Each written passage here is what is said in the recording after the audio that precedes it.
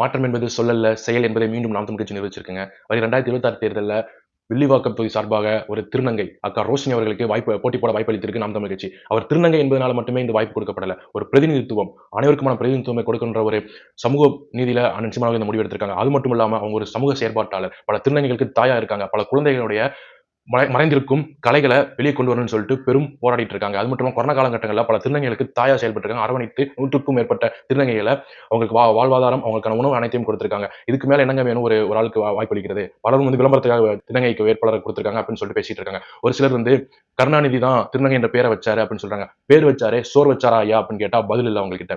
இது ஒரு விளம்பரத்துக்கான இல்ல, அவங்களுக்கான பிரதிநிதித்துவம், அவங்களுடைய வழிகளை, அவங்களுக்கான தேவைகளை அவர்களே சட்டமன்றத்திலும் மக்கள் மன்றத்திலும் பேசினால்தான் சரியாக இருக்கும்.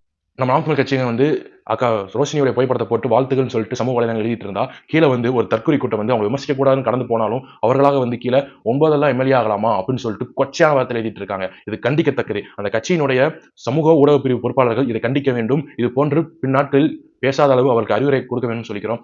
வரும் 2026 தேர்தலில் வில்லிவாக்கம் தொகுதியில் அக்கா ரோஷினி அவர்கள் வெற்றி பெற வாழ்த்துக்கள்.